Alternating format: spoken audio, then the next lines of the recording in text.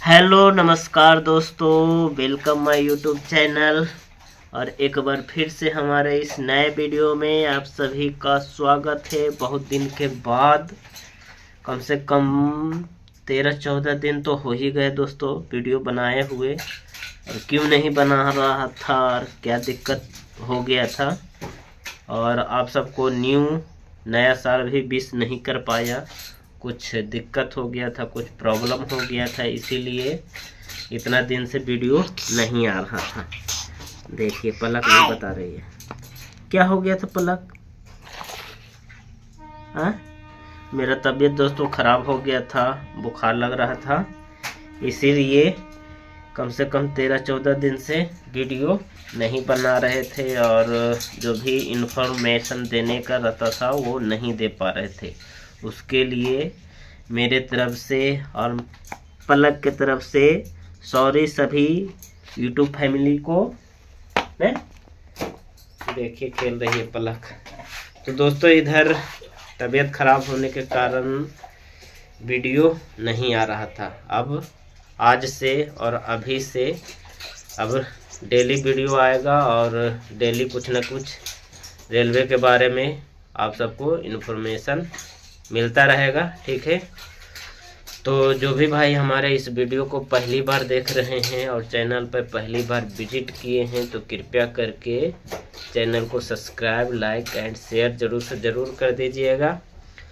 तो किस कारण से नहीं वीडियो बन रहा था आप सबको बता ही दिए कि तबीयत खराब हो गया था और उस दौरान सिक लिए हुए थे, सिक मार रखे थे।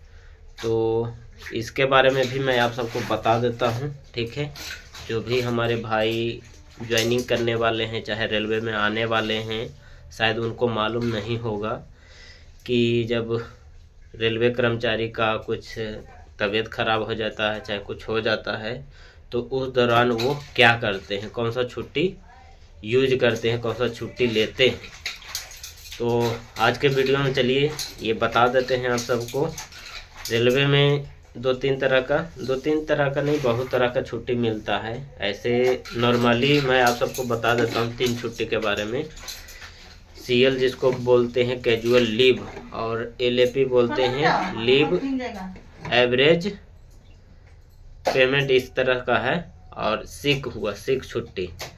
तो सिक छुट्टी कब लिया जाता है, जैसे किसी कर्मचारी का तबीयत खराब हो गया, चाहे वो ड्यूटी करने में सक्षम नहीं है, तो उस दौरान वो सिक छुट्टी का यूज कर सकता है। और सिक छुट्टी हॉस्पिटल से मिलता है। जैसे आपको का तबीयत खराब है तो हॉस्पिटल में आप जाके इलाज कराइएगा, तो उस समय आपका सिक छुट्टी यूज होगा। और सिक मार के आप कुछ दिन आराम कर सकते हैं, जब तक आपका तबीयत ठीक नहीं होता है, जब तक। और साल में 20 मिलता है, 20 सिक छुट्टी। 10 6 महीना पर, फिर 10 6 महीना के बाद। जैसे जनवरी में आपको 10 मिल गया सिक छुट्टी, फिर जुलाई में आपको 10 मिलेगा। तो टोटल एक साल में 20 दिन का मिलता है। और उसको हाफ बोलते हैं। जैसे 10 मिला तो आपको 5 दिन यूज करना पड़ेगा। 24 घंटा का उसमें लफड़ा है, जोड़ जाड़ के 24 घंटा होना चाहिए, तो एक माना जाता है। और बाकी CL और LAP है, वो CL 10 मिलता है एक साल में, और LAP 15-15 मिलता है, 15-15 दिन का। जैसे जुलाई में आपको 15 दिन का मिला, फिर जनवरी में 15 दिन का मिला, तो एक साल में 30 दिन का वो मिलता है। और सिक हुआ 20 दिन का, और CL हुआ 10 दिन का। तो रेलवे कर्मचारी का इस तरह से इतना दिन का छुट्टी मिलता है एक साल के लिए। तो वही मेरे पास सिक छुट्टी ढेर दिन से ऐड हो रहा था और बचा हुआ था। और एक बात और आप सबको बता देते हैं, जो सिक छुट्टी और LAP अगर एक साल में आप नहीं लेते हैं तो आपको ऐड होता रहेगा। जैसे इस साल 2024 में हम नहीं ले पाए सिक, चाहे LAP नहीं ले पाए, तो फिर नेक्स्ट ईयर 2025 में ये और ऐड हो जाएगा। जितना दिन का आप का रहेगा। अगर टोटल कुछ भी नहीं लेते हैं, 300 दिन का नहीं लेते हैं, तो 300 दिन का वो जमा हो जाएगा। और जो CL है, CL जमा नहीं होता, वो 1 साल में ख़त्म करने के रहता है। तो ये तो आपको छुट्टी के बारे में आप सबको बता दिए, और किस तरह से यूज किया जाता है ये मैं आप सबको बता देता हूँ। जैसे मेरा तबीयत ख़राब हो गया था, जब तबीयत ख़राब हो गया तो फिर हॉस्पिटल गए, तो फिर डॉक्टर को दिखाएं कि हाँ ऐसा ऐसा प्रॉब्लम हो रहा है, हमको आराम करने की ज़रूरत है और ड्यूटी करने में हम सक्षम नहीं हैं। तो डॉक्टर साहब ने 3 दिन का पहले बोला कि हाँ 3 दिन दवा उवा हम देते हैं, अगर नहीं आराम होता है तो फिर सीख को आगे बढ़ा सकते हैं। तो जैसे आपका साल में मिलता है, साल में आप नहीं लेते हैं वही ऐड होता रहता है, चाहे ले लेते हैं 1 साल में ले लेते हैं तो वही 10 दिन का, जो 20 दिन का है वो 20 दिन का अगर लेते हैं, 10 दिन यूज कर लिए, 24 घंटा मिला के 10 ही दिन हाफ उसको माना जाता है। जैसे 1 साल में 20 मिलता है तो 20 का हाफ कितना हुआ, 10 हुआ, तो 10 दिन आप रेस्ट कर सकते हैं। अब वो 10 दिन भी ख़त्म हो गया, चाहे 12 दिन चाहे 13 दिन हो गया, और 10 दिन आपका बीत गया और उससे ज़्यादा दिन हो रहा है, तो उसके बाद फिर आपका जो LAP छुट्टी है उसमें से कटिंग होगा। LAP छुट्टी से भी उसमें से कटिंग होता है। जो आपका अगर बचा हुआ है तो LAP छुट्टी बचा हुआ है तो उसमें से कटिंग होगा, नहीं बचा हुआ है तो फिर लीव विदाउट पे होगा। दोस्तों सिक छुट्टी इस तरह से यूज किया जाता है और लिया जाता है। और उसी दौरान मेरा बहुत दिन से कम 3-4 साल से ऐड हो रहा था, क्योंकि तबीयत तो हमेशा ख़राब नहीं होता है। जब भी गांव जाने का रहता है तो CL LAP ये सब छुट्टी लेके जाते हैं। और ये जो सिक छुट्टी है इसको लिया जाता है आप अपना हेडक्वार्टर में रह के ही, ये नहीं कि छुट्टी लिए, सिक छुट्टी लिए और हॉस्पिटल में दिखा के आप गांव चले गए, तो ऐसा नहीं करने का। और जो भी सिक छुट्टी का यूज करने का रहता है वो अपना हेडक्वार्टर में ही दिखाने का रहता है। चाहे कहीं भी आपका, जैसे गांव गए तो गांव में तबीयत ख़राब हो गया तो वहाँ रेलवे हॉस्पिटल में सिक मार सकते हैं, तो इस तरह से हो सकता है। लेकिन सिक छुट्टी और LAP और CL किस तरह से लिया जाता है, उसका क्या नियम है, कब कब लिया जाता है, इसके बारे में भी वीडियो के माध्यम से मैं आप सबको बता दूंगा नेक्स्ट वीडियो में, ठीक है। और एक बात और आप सबको बता देते हैं, जैसे आप कभी भी सिक छुट्टी लेते हैं और रेलवे हॉस्पिटल में आप दिखाते हैं, ऐसे बाहर भी जैसे रेलवे हॉस्पिटल से सिक ले लिए और वो हॉस्पिटल से ठीक नहीं हो रहा है तो बाहर भी आप दिखा सकते हैं। तो ऐसे तो मैं यहीं, अब जो मेरा हॉस्पिटल था रेलवे हॉस्पिटल, वहीं से इलाज करवाया तो ठीक हो गया। और आज मैं फिट हुआ हूँ, और फिट होने के बाद फिर आज जैसे फिट हुआ तो कल से ड्यूटी मेरा स्टार्ट हो जाएगा। और जिस दिन आप सिक मारते हैं तो उस दिन एक लेटर मेमो दिया जाता है हॉस्पिटल के द्वारा, और वो मेमो मैं वीडियो के साइड में आप सबको दिखा देता हूँ कि किस तरह का मेमो रहता है। दोनों सेम रहता है। जैसे आप जिस दिन सिक मारते हैं तो उस दिन आपको एक मेमो दिया जाएगा हॉस्पिटल से, और वो मेमो अपना जो इंचार्ज हैं, मुकद्दम हैं, उनको दिया जाता है कि हाँ आप सिक मारे हैं। तो उसी तरह से वो पेशेंट में वो सिक लगाते हैं, छुट्टी लगाते हैं, तो वहाँ एक जमा करना पड़ता है। फिर जब आप फिट होते हैं, जब भी किसी दिन भी आप फिट होते हैं, 10 दिन चाहे 15 दिन चाहे 1 हफ्ता पर फिट होते हैं, तो एक फिट सर्टिफिकेट दिया जाता है हॉस्पिटल के द्वारा। फिर वो जब फिट होते हैं तो फिर वो आपको वहाँ पे अपने इंचार्ज को देना पड़ता है, जो आपके मुकद्दम है चाहे इंचार्ज हैं, उनको दे के फिर आप कल से आपका ड्यूटी स्टार्ट होगा।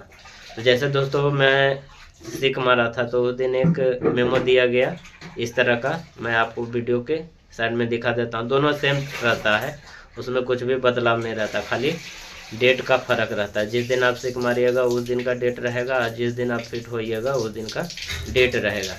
तो जो मैं फिट हुआ तो वो तो मैं जमा कर दिया था, और जिस दिन सिक मारा था उस दिन का एक फ़ोटो मैं ले लिया था, तो वही मैं आप सबको दिखा दिया। तो दोनों सेम रहता है, उसमें कुछ भी चेंजिंग नहीं रहता, खाली डेट का फ़र्क रहता है। तो जब भी आप सिक मारते हैं तो इस तरह से आपको मेमो दिया जाएगा और आप अपने इंचार्ज को देंगे, तो फिर उसी तरह से उन्होंने आपके पेशेंट में छुट्टी लगाएंगे सिक का। और जैसे एलएपी का छुट्टी लेते हैं तो एलएपी लिखते हैं, सीएल का छुट्टी लेते हैं तो सीएल का छुट्टी लगाते हैं। दोस्तों ये हुआ सिक छुट्टी किस तरह से यूज किया जाता है और कैसे लिया जाता है। ऐसे तो मैं सर्विस का 9 साल कंप्लीट हो गया है और 9 साल में 3-4-5 बार सिक छुट्टी का यूज किया हूँ। बाकी ऐसे ऐड ही होता रहता है हर एक साल। कभी कभी अगर तबीयत ख़राब हो गया, चाहे कुछ दिक्कत हो गया, तो उस टाइम सिक छुट्टी लेते हैं। और इतना दिन में, इतना साल में 2 बार 10 दिन का 12 दिन का सिक छुट्टी यूज हुआ है। बाकी कभी कभी 1 दिन चाहे 2 दिन का सिक लगाते थे और लेते थे। तो इतना 9 साल का सर्विस रिकॉर्ड में 3-4 बार 5 बार सिक छुट्टी का यूज किया हूँ। बाकी जितना भी है कम से कम 100+ ही होगा सिक छुट्टी ऐड। मेरा जो HRMS अकाउंट है उसमें ऐड है पूरा। एलएपी हो गया चाहे सिक छुट्टी हो गया, ये पूरा ऐड है और उसी में आप छुट्टी ले सकते हैं। जैसे आप हॉस्पिटल से सिक लगा दिए और उस दिन मेमो दिया गया, जब फिट होते हैं तो फिट के दिन भी आपको एक मेमो दिया जाता है।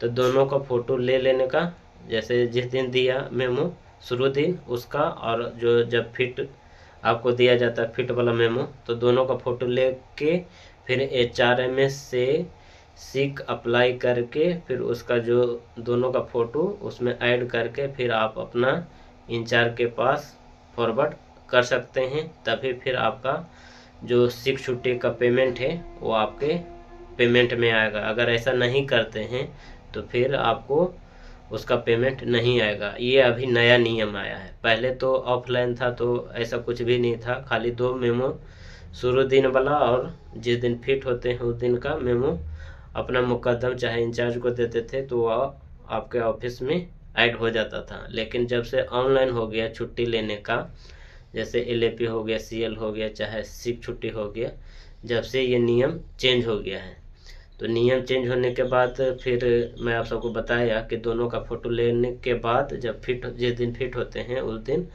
HRMS से आप अप्लाई कर दीजिए सिक छुट्टी। और कितना दिन का आप सिक मारे हैं, कितना दिन आप रेस्ट किए हैं, उतना दिन उसमें लिख के फिर उसका फ़ोटो उसमें ऐड करके अपने इंचार्ज के पास फॉरवर्ड कर दीजिए, तो फिर उसका पेमेंट आएगा। अभी नया नियम में ऐसा बदलाव हुआ है। पहले भी मेरे को मालूम नहीं था और हमेशा तो मैं ये सब छुट्टी लेता नहीं हूँ। फिर मैं अपने इंचार्ज से पता किया तो फिर उन्होंने ऐसा बताया कि इस तरह से करना पड़ेगा, फिर आपका पेमेंट आएगा। जितना दिन का आपका सिक छुट्टी है उतना दिन का, अगर नहीं ऐड करते हैं तो फिर उतना दिन का पेमेंट नहीं आएगा। तो आज मैं फिट हुआ हूँ तो अभी अप्लाई करूँगा और किस तरह से अप्लाई किया जाता है सभी चीज़ के बारे में मैं आप सबको बताऊँगा। और सिक छुट्टी किस तरह से लिया जाता है और सीएल छुट्टी कब लिया जाता है, कैसे लिया जाता है, ये सब भी वीडियो के माध्यम से आप सबको बताऊंगा। ठीक है, तो इस वीडियो में मैं आप सबको बताया कि सिक छुट्टी मैं लिया था और कैसे कैसे लिया था। और जो भी भाई रेलवे ग्रुप डी की तैयारी करते हैं, चाहे रेलवे की तैयारी करते हैं, जो नए भाई ज्वाइनिंग किए हैं वो किस तरह से ले सकते हैं और क्या क्या प्रोसेस रहता है, वो सब इस वीडियो में बताने की कोशिश की और बताया। अगर कुछ नहीं बता पाया तो प्लीज़ कमेंट करिएगा, कमेंट के जरिए मैं आप सबको बता दूंगा। ठीक है, तो दोस्तों वीडियो में इतना ही, फिर नेक्स्ट वीडियो में कुछ अलग लेके आएंगे, कुछ अलग आप सबको बताएंगे। तो वीडियो को दोस्तों यहीं पे समाप्त करते हैं, फिर नेक्स्ट वीडियो में आप सबसे मिलेंगे। जब तक के लिए बाय।